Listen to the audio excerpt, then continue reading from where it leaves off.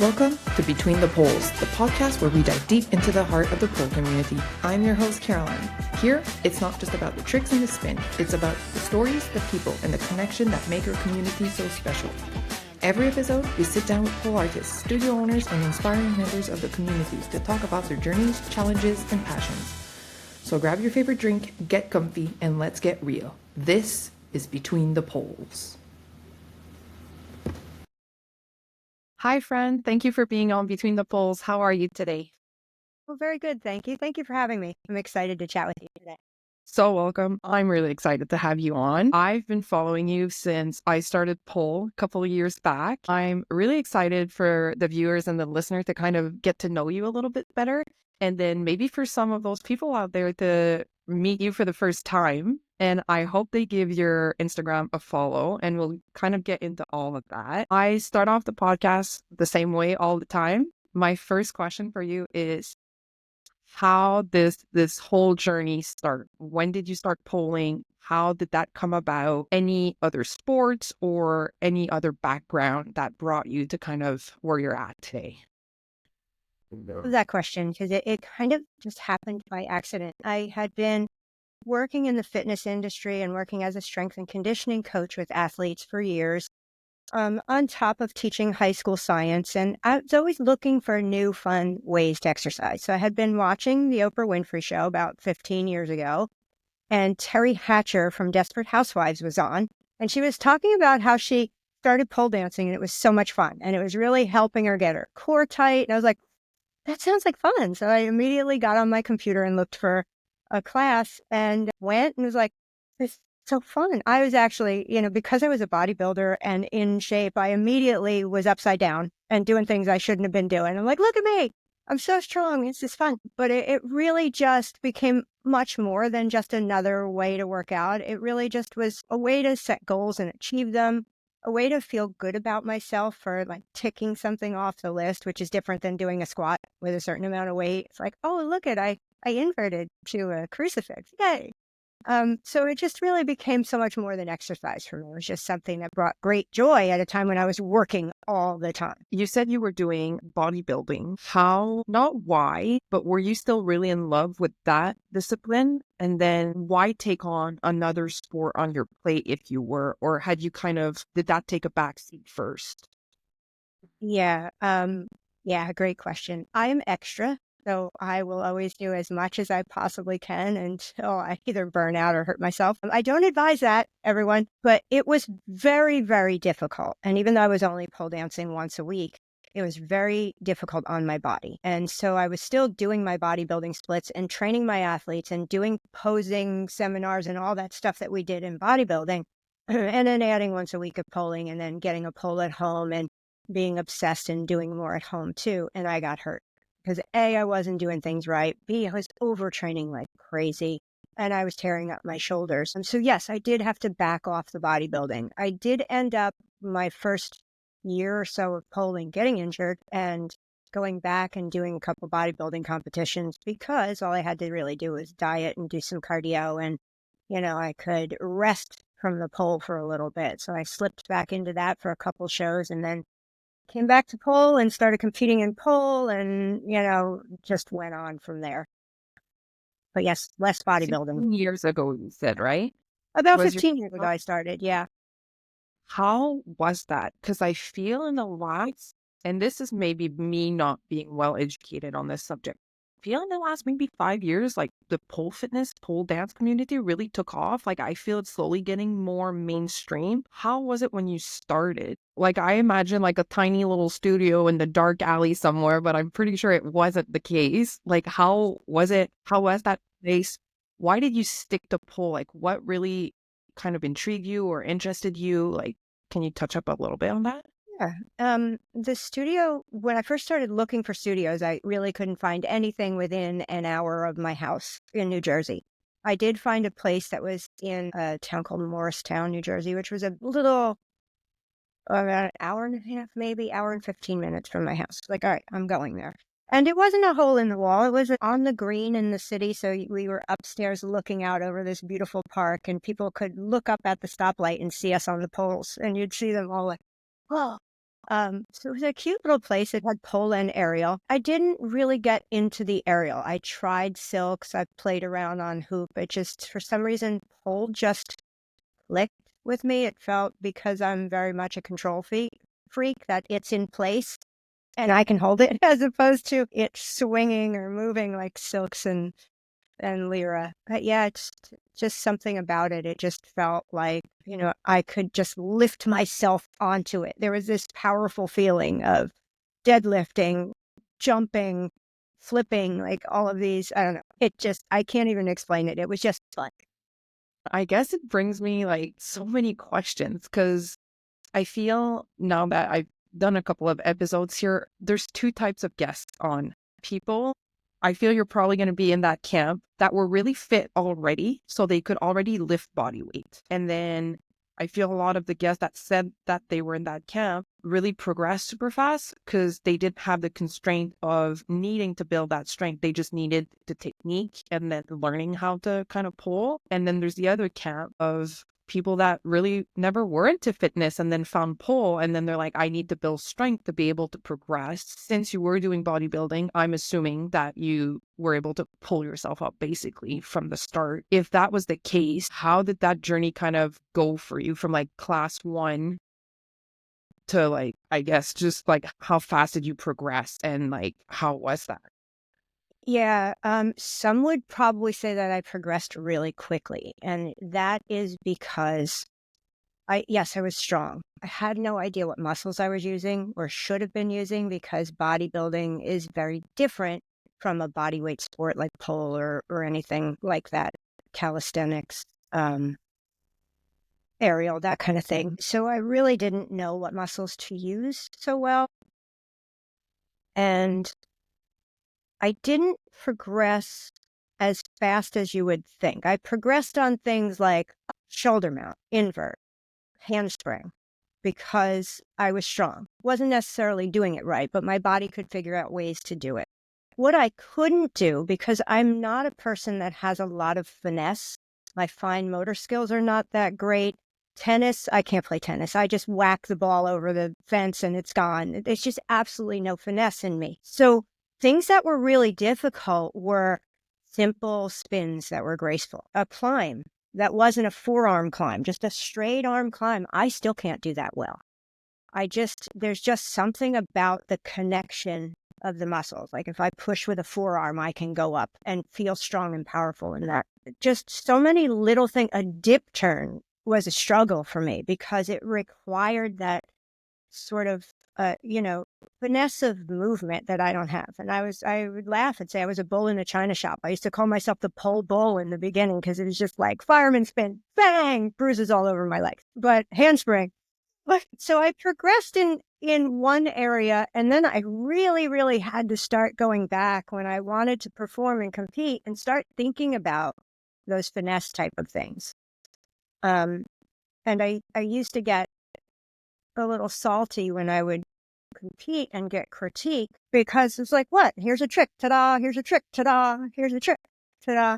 They were right. There really wasn't that feel of, finishing things, of a full performance. Something was missing. And so I've really started to work on the details a lot more now. Like I'll just get onto the pole and do 10 dip turns each side, just because dip turn pirouette, and just play with it. It's not something that I perform or do really, but I do it because it helps with those little fine motor skills that I'm not so good with. Do you also feel, because we had another guest that was talking a lot about, she came from a CrossFit background and lifting weight, lifting heavy. She said that she really struggled with the more mobility and flexibility aspect. Like she felt her muscles were so tight that when it came to move that required a lot of shoulder mobility, back extensions and stuff like that, that was also something she struggled with. Would you say it was kind of the same for you as well? Absolutely. Absolutely. I have a picture of me very early on in my pole career doing a jade, and it's like this, you know, like, oh, look at that's nice. And so that's another thing that I've worked on a lot is active flexibility. I could always do a split as a kid and can do a split, at almost 60 on the floor, but doing them in the air was a struggle. So that really became something that I started to focus on too, was doing more active flexibility. And now, I can do a J. It's not lovely or an oversplit, but I can do it now. It's better than this. But yes, absolutely. And I really spent a couple of years training with Jonathan Nosan and his contorture program to really start to understand bending more and bringing more of that into my body. I'm not the most flexible person, but I still do at least once a week of contortion training Okay. to kind of open And things then up. I know you kind of touched up on it a little bit, but the studio, let's say, was an hour 15, an hour and a half away. What kept you coming back? Because that's a lot of motivation to make it back to classes. And like, was it the community? Was it the teacher? Like the style of class, the pole itself? Like, kind of what Yeah, kept you coming? I think it was for me because I've always been the teacher, the instructor, the one with the information for everyone, that it just felt really nice to go and be a student. And, a lot of those early days were really, and I'm not throwing any shade, this is just how it was. We would be on our phones looking up things on YouTube to try. Instagram was just starting to really hit with poll stuff, and we go, oh, let's try that. Or we could I get was gonna say I tutorials. feel this today, but we're all in Instagram be like, what's the Yeah. other trick out there that I can try? Yeah. Yeah, it's really changed quite a lot, but we were having to go through and scroll through the YouTube videos. Okay, right here. Here's where the left leg goes. And that's how we would train for the day. So there really weren't a lot of progressions in the studio, like intro will do this. It was just a lot of us just throwing ourselves around into what we could get into. And I liked the community. I liked the kids. I'm going to say the kids because I was in my 40s and I was 20 years older than everybody. But they were just nice kids and good, accepting, warm people that, you didn't have to. I didn't have to be Body by Fran, Fran the coach, Fran the trainer, Fran. I didn't have to be the teacher or anything. I was just there as Fran. It was a nice feeling. I don't get that a lot. Yeah, I get that. A lot of people say the community, and I would have to agree. It's really nice coming to class and then feel like I tried, and I'm not throwing shade either, but I tried a couple of things, right? I tried, let's say, yoga and stuff like that. You're 30 people in a class, everybody's on their mat. They're like, don't talk to me. I'm here to like make my this be in my own body and my mind. I love coming to pool, and when I travel, I go to different studios as well. I walk up to any class. I'm like, oh my God, hi, where are you from? Like, what are you working on? And like, that gets me really excited. Also, like when we're doing tricks or whatever and they see you struggling and then you finally get it, like, I love, like, everybody's going to be cheering for you. And a lot of the videos I post online, like, I leave the audio on because I'm like, listen at everybody in the background being like, yeah, you go, girl, like, you got it. And I So empowering. it is really a nice community. I'm really sticking to your beginnings because I want It's okay. people listening and viewing to kind of know that everybody starts somewhere and like everybody's journey is so different, and not because you were already really strong that you didn't struggle in certain aspect. Can you tell us a little bit, like from the start, what really agreed with your body, and then what were you like, oh boy? You did touch up on that a little bit, but like what naturally came? Yeah, movements that I can control come really easily to me. So a shoulder mount plank, right? I can lift right up. I know what muscles are working. I can feel them engage. I can lift up and utilize those muscles. Something a little more dynamic. I struggle with casts. I have tried to learn Fanji and I've successfully done it once. I don't like it in my body. It's not comfortable in my body. Dynamic, fast paced, flippy kind of movements don't feel safe to my body for some reason. So I've just kind of learned to stay away from them. I used to force it and, I would have to mentally challenge myself, right? I'm putting this jump off in my routine and I would have to prepare for it for 30 seconds before I got there. So what good is that? If the whole time you're in your routine going, oh God, the jump off's coming. Yes. So there were things that really resonated with me. And I would always put those in my performances as my big showstopper kind of things. These are my things. And then I would try to do some other stuff and try to mix it up, try to add flexibility and dynamic movements because that's what judges were asking for. But I'm kind of happy now that I don't compete anymore because then I can just do what I like and I can just iron X and shoulder mount plank and climb up and down the pole in a Chinese climb and do drops and the fun things that I enjoy.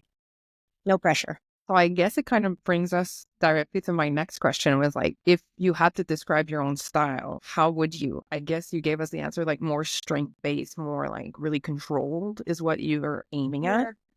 Yeah, I was always fascinated with Chinese pole, and I've had the opportunity to train with a few Chinese polers, and it's just so much fun because it is more controlled, right? I don't think I could do fly pole. It's that whole element of movement. But yeah, so I would say my style is yeah, strength moves, controlled moves, feet on the pole, kind of ta-da, circus inspired stuff. I'm the least sexy polar you'll know. Do you ever work on choreo, or is choreo not really what you spend time on at all? I don't personally work on choreo. I have done some choreo classes during the pandemic online, and they're fun, they're interesting. I get lost in choreo very, very easily. When I was a fitness instructor, I used to teach dance aerobics, but everything was like we would do things for 32 counts for one move and then add on to it and another 30. So my brain got it over again. And in a pole dance choreo class, it's like, all right, dip, turn, pirouette, straddle, come down. All right, now we're adding on. All right, now invert and twist and turn. Like, wait, dip, turn, what? Where am I going? And especially being older, I don't know. I have something that I like to call CRS, where I can't remember shit, and it really plays in with choreo because we learn this whole thing, and I go back and go, "What was that?" So, yeah. But no, I don't do it much. When I was competing, of course, I was choreographing my pieces and having bits of dance in them and working on those. But I worked on them daily.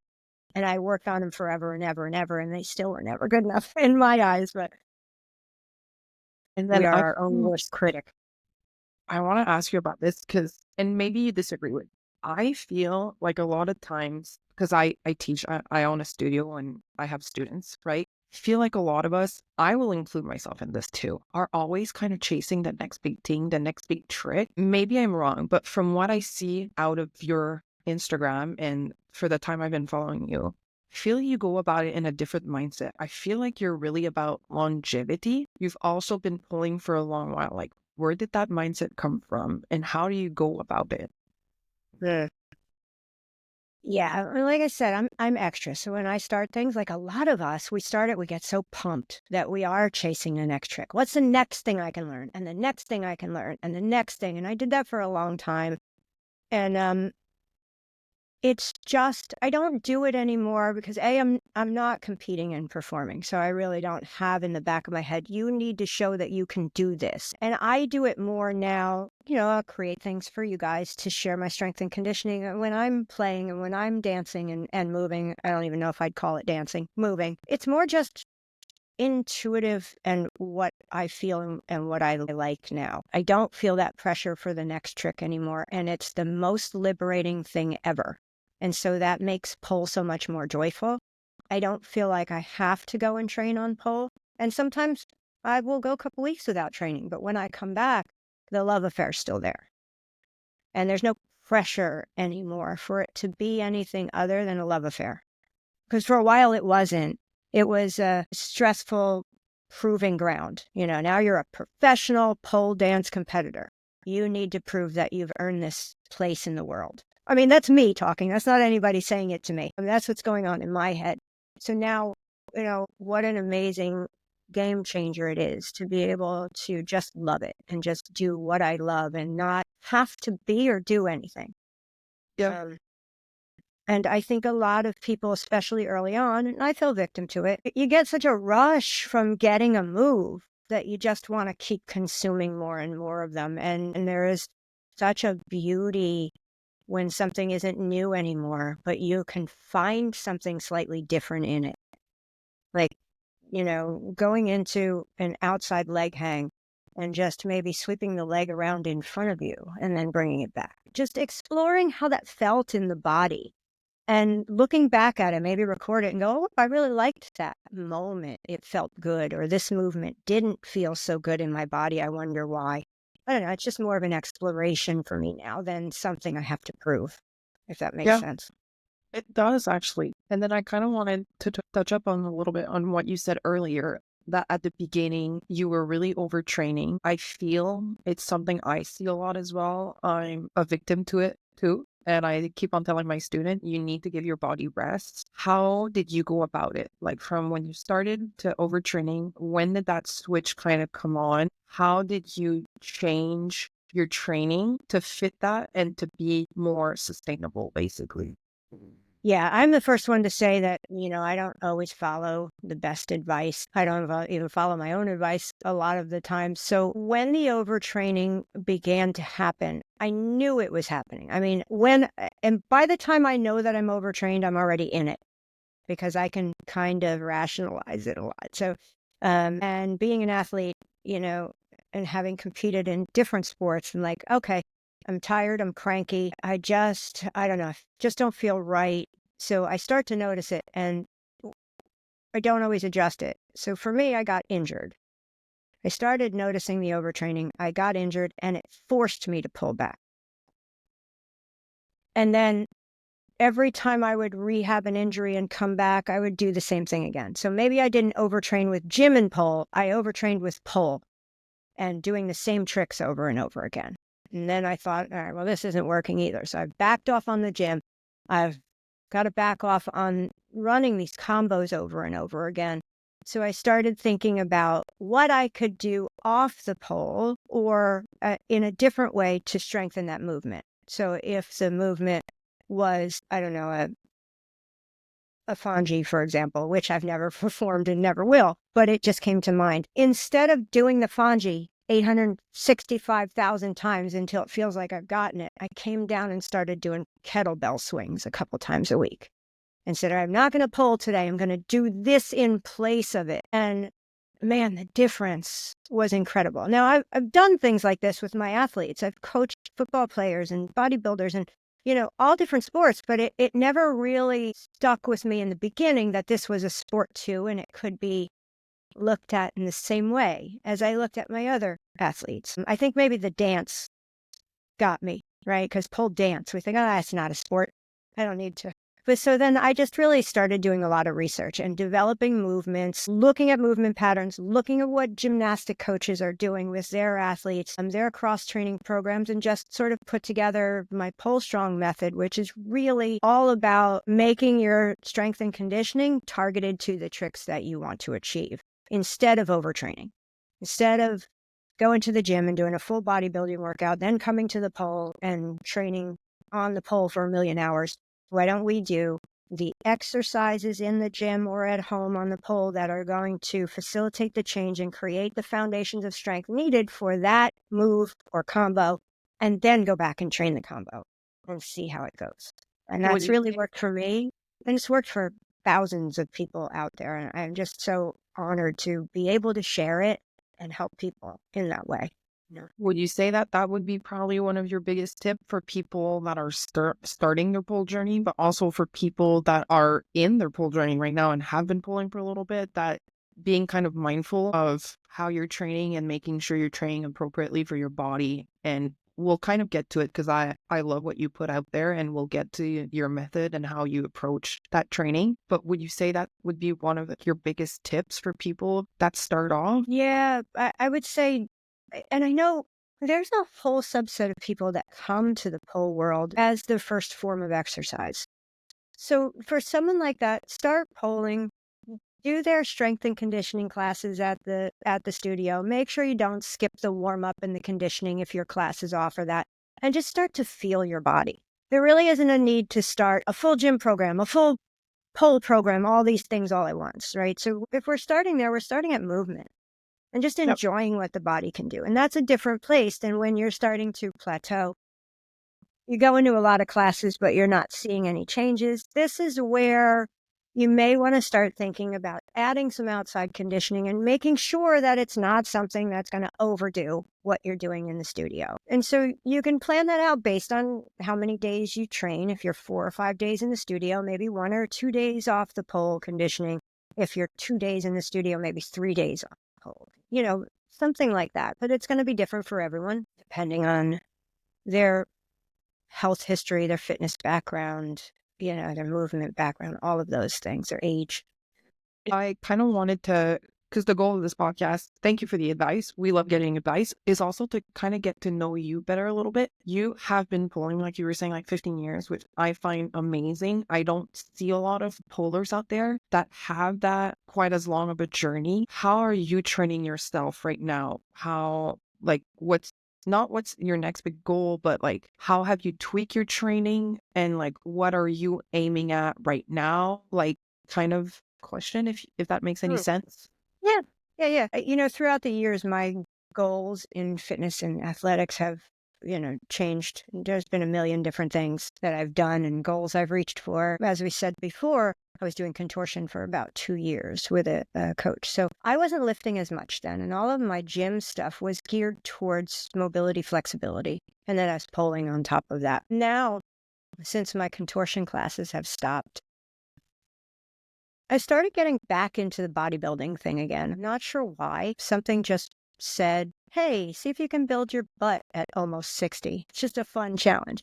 I think I'm starting to see some differences in my body being postmenopausal now, and I just want to see if I can add a little more muscle on. So right now I'm doing a 4-day bodybuilding split, and I'm training once a week on the pole with the things that I love, the things that bring me joy. And of course, the content that I make for everyone on social media and YouTube and things.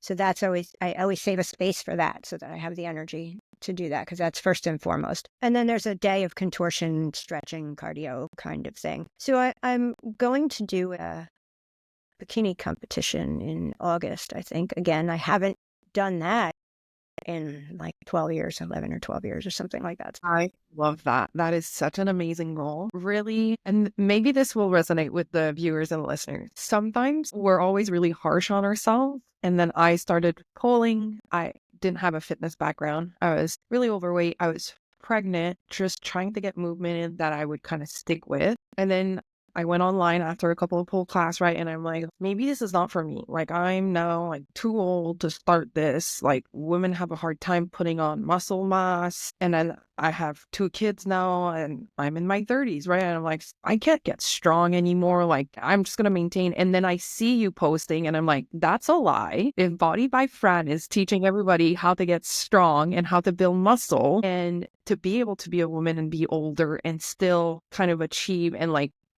maintain my muscle mass and increase my strength, I'm like, then yes. And then that's why I followed you for all those years. I just find that like so amazing. And I love that you have like goals for yourself to keep on pushing that envelope further and be like, no, I can maintain as I'm getting older and my training might look a little bit different, but I can stay strong. And I think more of us should like be in that mindset. And I Right. love that.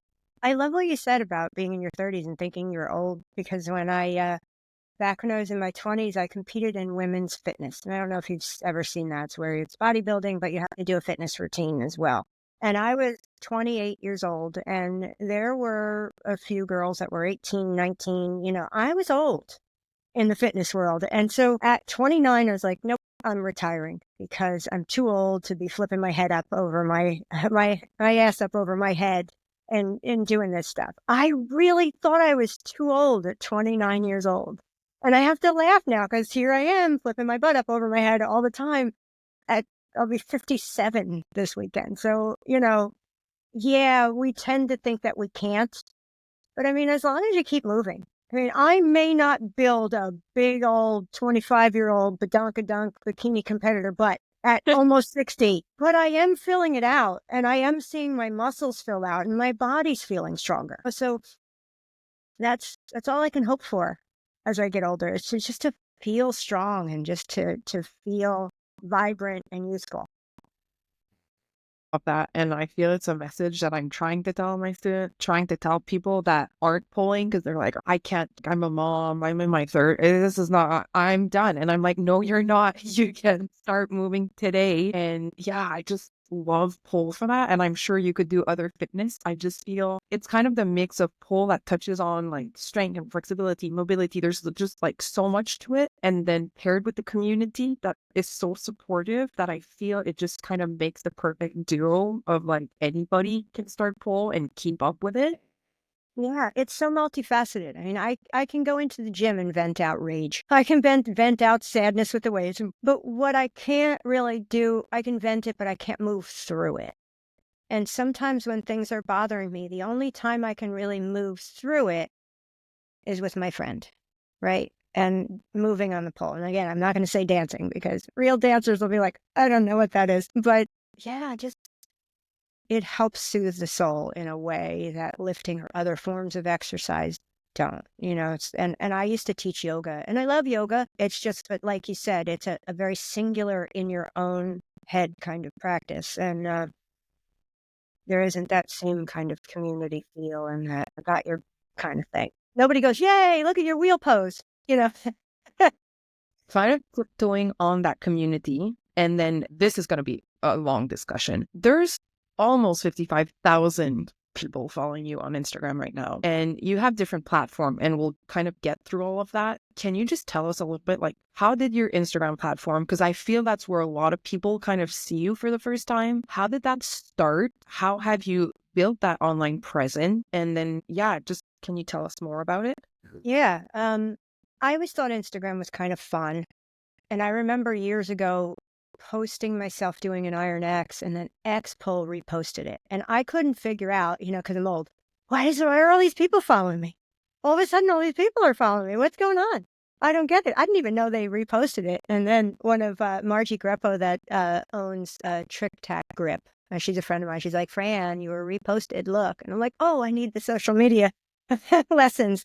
So I just always thought it was kind of interesting, and I got a bunch of new followers there. And that wasn't even big. At that point, the summer of 2020, when the world was shutting down and I was retiring from teaching high school, um, I was playing around on Instagram and just sort of sharing a lot of the things I was doing at home because I was bored, you know, and and some things started hitting. Like I would share a workout and people were like, "Oh, how many sets should I do?" And like I was like, well, that's kind of fun. And I had always in the back of my mind, I had a 5-year plan for probably 15 years that I was going to create an online business for fitness. It's in my 5-year plan. So I thought this is probably the best time to start doing it. So I just started watching what was getting attention at the time on Instagram and just leaned into that and started making videos that way. And then when I decided I wanted to start the business, I knew that social media could be a very good tool to get my work out there. So I just really doubled down. I started posting something every day. I set up a format of what I wanted to share and post. Here's my content pillars. Here's the things that I want to talk about. And just utilize the data from what people were saying and evolved it over time.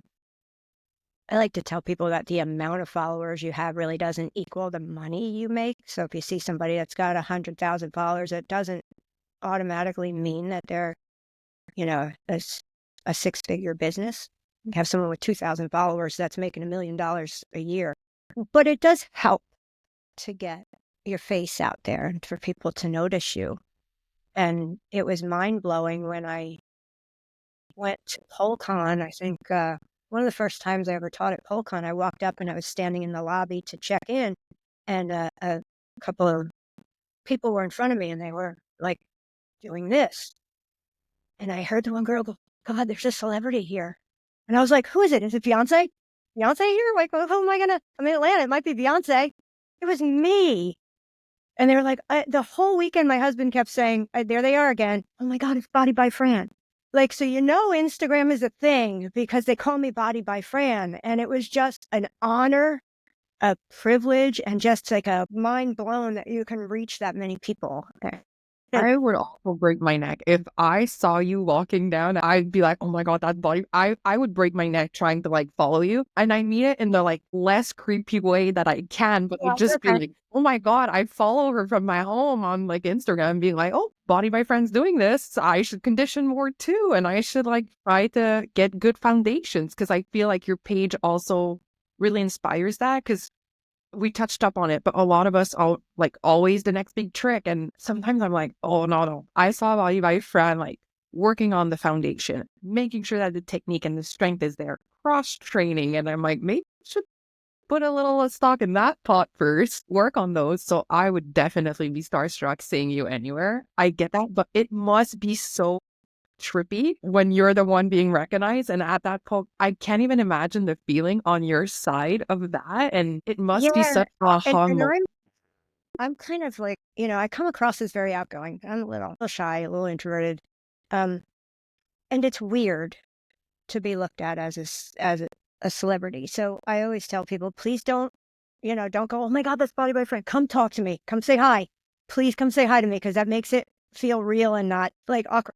I appreciate it. I do. And, hearing somebody in the elevator go, oh my God, there's Body by Friend. But I would just love it if they would then say, hi, I follow you or whatever. So I can say, hi, it's nice to meet you. I'd like to follow you back or whatever that is, because I don't think I'm here. I think that I'm here with everyone else, just sharing what I know, which is how I've always approached teaching in any way. Like even my high school students, like I had high school students in AP Bio that were way, way, way, way smarter than me. And I was just sharing information with them so that they can take it and run with it.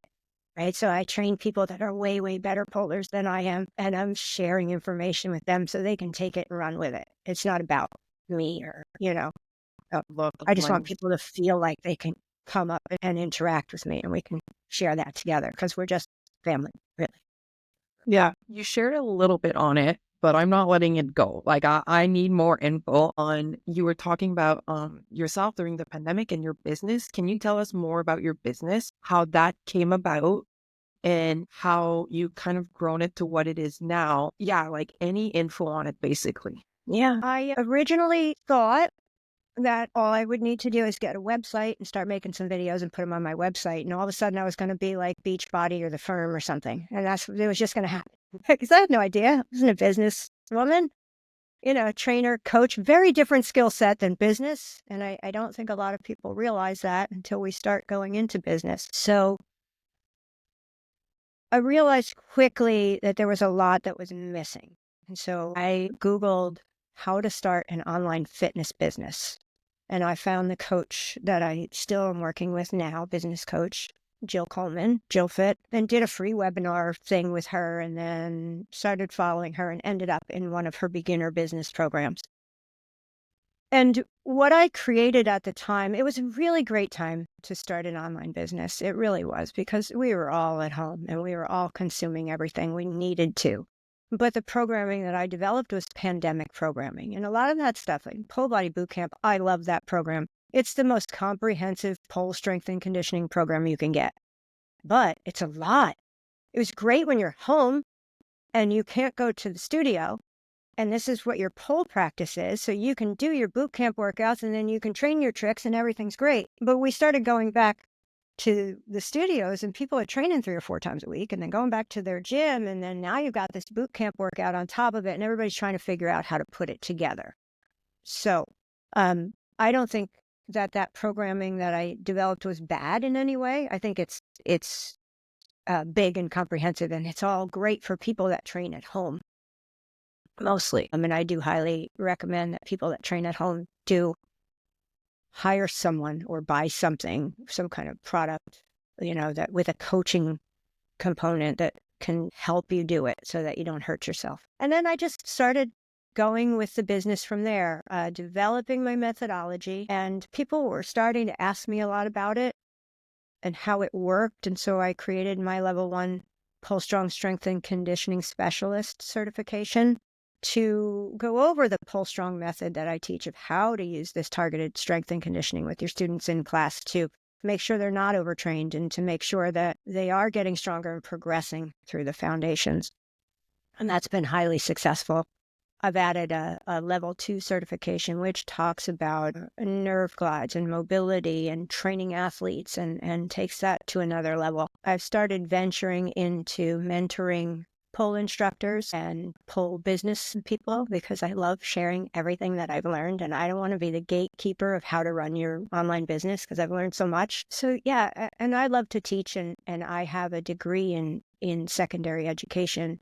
So I like sharing that too with people. And sometimes we don't know what we don't know with teaching, right? We say, well, it's easy. You just walk into the classroom and you teach. But I like to say, I always said this, like, I don't teach biology. I teach children. And so I think of that with our community too. I don't teach strength and conditioning, I teach people. And so it's the one thing that's really important when we become instructors is that we do understand how people learn and that we can learn different ways to convey our messaging and to, get our points across and make things as safe and fun and educational as possible.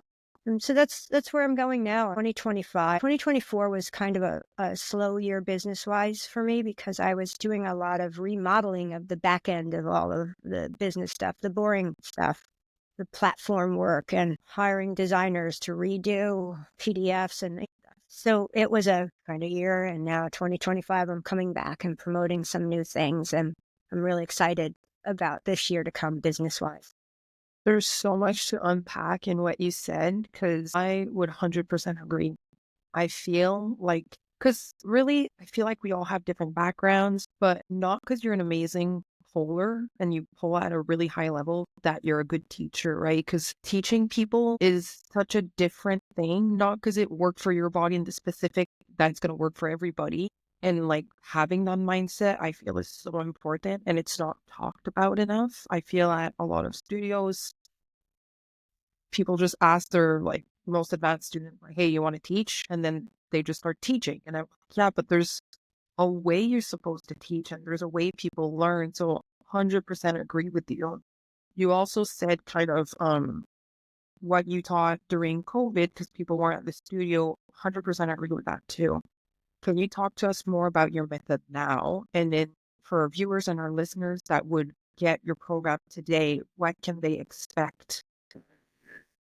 Yeah. So if you are looking at one of my what I call pandemic programs, like Pole Body Boot Camp, what I advise now is that when you do it with a little more mindfulness to how often you're training. So maybe you're not following the 3 day a week, you know, format of it, but everything is in that program so that you can say, all right, today in class, I'm going to be working on my cupids, or this week in class, we're going to be doing an invert to cupid. And so what exercises can I do this week to prepare me for that? And so I can do some block donkey kicks. I can do some Cupid crunches on the pole. And you can take the exercises from the Cupid shuffle workout in boot camp and do some of those to prepare for. My newer program, as you can see, I'm doing a lot more weight training lately, and it's gotten me really thinking to what is the best volume and type of training for pole dancers to do in the gym.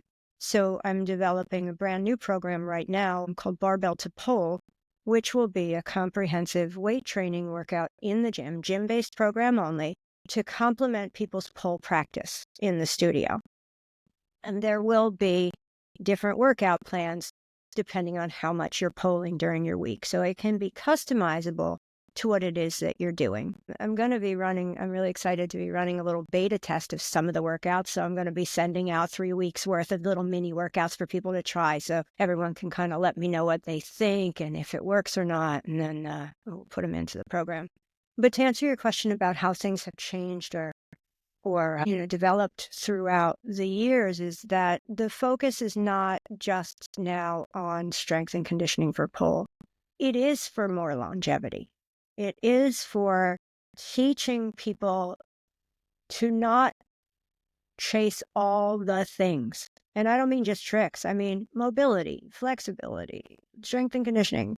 I have to do everything, and I have to fit all my yoga classes, all my strength and conditioning, all my pole classes, my all this stuff has to be in 1 week. And it's, 27 and a half hours of training. And I'm not an athlete kind of a thing. So it's geared more towards finding that balance, I think, and being okay with developing these foundations. We're not stuck at home anymore. There's no anxiety to, oh my God, I might never pole again, right? Which was a lot. That was hard. It's hard to think, wow, I might not ever get back into my community. So let me do as much as I can now to kind of fill that void. There's no void. So now, thank goodness. So I want people to understand the balance that you can lift weights, you can pull, you can stretch, you can do it all, and you can rest, and you can eat well, and you can sleep and have that longevity. So that's my new direction. I also feel like this is a little bit niche maybe for our viewers and our listeners, but you did touch up on the fact that you do now also give tips, tricks of how you built your business. I feel a lot of people in the pole community want to be able to live off of their pole and all of that. How do you feel? Maybe not feel, but how do you approach that? Because that's a bit different, right? Helping somebody with their training and then helping somebody kind of live off of their passion or make a business that is working for them. When did you take that decision that you also wanted to be able to help people with their business? And how do you feel about it? Where are you Yeah. at right now with that aspect of it? I started that about a year and a half ago with the Teacher's Toolkit Mentorship Program. I'm still running that program. We just had our third cohort finish up. I just opened invitations to the second cohort of the Pole Business Intensive, which is a small group, 3-month pole business coaching program where we really get into the weeds of everyone's businesses. I I found that, training is one thing, and I love training people. Coaching is an entirely different thing, though. Right. So training is here's the exercises you're going to do, and here's how you're going to do them, and here's your form, and let's make sure you're doing them right, and stretch afterwards. Coaching is helping. I don't really like to coach people in fitness and pole. Like, okay, why aren't you going to the gym? Why do you feel like you don't want to go? For me, it's go to the gym. I mean, there's no. That's the kind of person I am. But with business, I would never say, just go and post it. Just go and make the video. Just go and sell this, right? Because there's more to it than that. And there are a lot of skills that I think people in fitness and in pole and aerial don't have moving forward and wanting to promote their business online. So I want to share that. So coaching people to be able to know what the thing is that they need to do and then actually how to go about doing it and stopping the roadblocks that are making them do it. Because how many people are like, I want to teach online, but I don't think I'm good enough. I'm not a pole star. So we have this whole conversation in our heads. And I've worked with some really, really well known pole business owners that do that. Well, I'm not good enough for that. What do you mean? What do you mean? You've been in this game for so long. You're looked up to, you're revered. You are good enough to do that. So that's a fun thing for me because coaching is now a different animal. And I get to learn about coaching as I'm going through it and helping people. So I don't like to stay stagnant. I don't know if you've noticed that, but I feel like I'm starting to understand that about you. I love that. And then just because I feel like a lot of us start teaching, some of us become studio owners, it's something to like do it. It's something else to know how to do it, or then just having somebody there to push your ideas on, like, hey, what do you think about that? And then seeing somebody like you who's done it and who has experience and can maybe help a lot of us be like, hey, I did that. That didn't work for me. It might for you. This was some of the mistakes I made along the way. This is what I felt was like really helpful, right? Because I feel a lot of us like we're asked to become teacher and some of us like buy a studio or start them from the ground or whatever, but polling and then being a business is like quite different. And I feel there's not a lot out there. I feel like pole is so niche and unique in a lot of ways. Then yeah, you can ask people that own gyms maybe or a yoga studio or whatever. But I love that we have the option to join you and then we can also be mentored in something in pole and having a pole business, being a pole teacher and those kind of little news that maybe getting mentorship from a gym owner or a yoga studio owner would be a little different. we know, I'm mentored by a coach who does fitness business, and a lot of the other people in my group are fitness professionals. And so they can charge very different amounts of money for their programming. Nutrition coaches can charge a lot more for programming. As a strength and conditioning for pole specialist, this is secondary to the main activity, which is pole dance, which people are spending money on already, right? So I can't come in with $1,000 program and say, hey, you're going to get all your what? That doesn't work. So it's things like pricing programs and, understanding our niche, where our buyers are at, what they're looking for, and I hate to say it this way, but what those pain points are. And you know what I mean by pain points? Like, I want to get that invert, right? So that kind of thing, and saying, "Hey, I know you wanna get your invert," right? Um, so it is a different animal, and it's fun to really help and to watch the changes. I've watched Sabrina Mossaman, Sabrina Bell Pole go from wanting to sell online programming to having a very successful inverts program that's selling like hotcakes. And it just gives me so much pride, right? To see that. It's like, wow, yeah, you're getting it. It's happening. And I don't even care.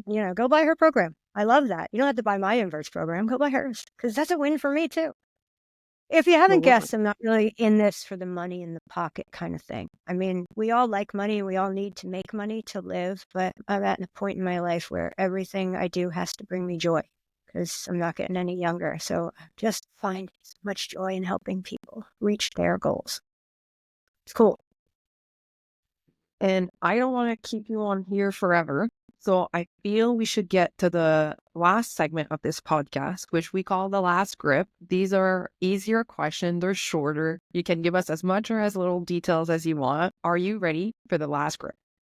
All right, let's do it. All right. Coffee or tea? Coffee. Only one person on here so far has answered tea. I feel the Were they coffee. British? Were they British? Maybe I that's don't why. know. Because Brits love their tea. I Everyone know. else coffee. Thinking on it. I was like, those Brit all answered coffee. Did they? All right. Favorite song to dance to right now or move to? I don't dance. He's freestyle. Anything that's freestyle from the 80s. Most loved pull outfit or accessory? I like my pink and black little pole set from Anastasia Sokolova brand, I think. It's the cutest little outfit and it's pink and black in my brand colors. I love that. Heels or barefoot? Barefoot. One word to describe your relationship with pole. Love. Spin or static? Static. Please. I feel we all know at this point your answer on this, but choreo or tricks? Tricks. Practice or evening practice? Morning. Love or hate of conditioning? Love. Can you tell us 2 or 3 people that you enjoy following that we should give a follow, that we should have a look at too? Yeah. I love, this may sound weird, but I love following Alex Croup, because she's a Cirque du Soleil acrobat. And and her husband, Evgeny Kirkin, I got to train with him and I got to meet her at the training. And just watching her go from, acrobat in Cirque du Soleil to lead star in the Beatles' Love and playing Lucy and just watching this beautiful young woman pursue her dreams. I love it. So follow Alice Croup. It really is great.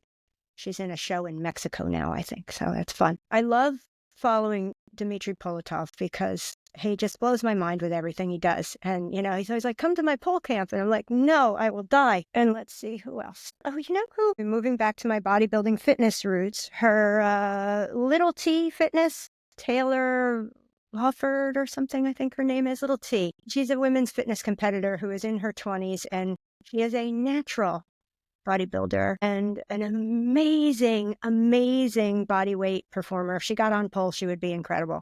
To follow Little T as well. And she gives great, healthy, high protein recipe too. Love that. Can you tell us a nemesis move of yours? Yeah. That sort of cartwheel where you step up in a Reiki onto the pole and cartwheel over, right, from handspring down. I don't know if it has an official name. I've worked on that on and off throughout the years. I was working on it just recently down in Key West with Stephanie Talent. I just don't have the mobility for it. So I can't reach over enough to grab the pole to be able to put weight into the hand to go up and over. And then, of course, I have that I'm unsafe fear in my head of something a little more dynamic. So, yeah. And I think it's probably because I don't have a spotter. I've been using sort of a step to kind of get my body more into the position, doing a little active flex stuff to get into it. But that's one that I don't know if I'll ever get. All right. Can you tell us your favorite move? I guess like lifting up into a cup grip Iron X, just right from the floor. Impressive, That always makes me feel so strong. It's like, it's my go-to. It's my one thing I can do. And then just to finish this off, can you tell us how can we support you? Where can we find you? Where can we, yeah, just kind of support you a Yeah, little? you can follow me on Instagram at Body by Fran. My YouTube channel, I'm starting to do a lot more over there now. I'm going to be doing some longer form stuff, and that is at Body by Fran Training. That's about it. I'm going to be doing some live workshops up in New Jersey and Pennsylvania in April. So if y'all are up in the Northeast, come and see me. Yeah. And then we can also find all your programs on your website, and I will make sure to Yes. put that. I love that you There's that. forgot that. And for our viewers and our listeners, I will put all of this information in the caption as well. So it is easy to follow Body by Friend and find her on all her platforms. And then thank you so much for being with us today. Thank you so much, too. It was really fun chatting with you. Thank you. Thank you so much for tuning in to Between the Poles. If you enjoyed this episode, don't forget to subscribe, leave a review, and share it with your friends. Stay connected with us on social media, and we'll see you next time right here, Between the Poles.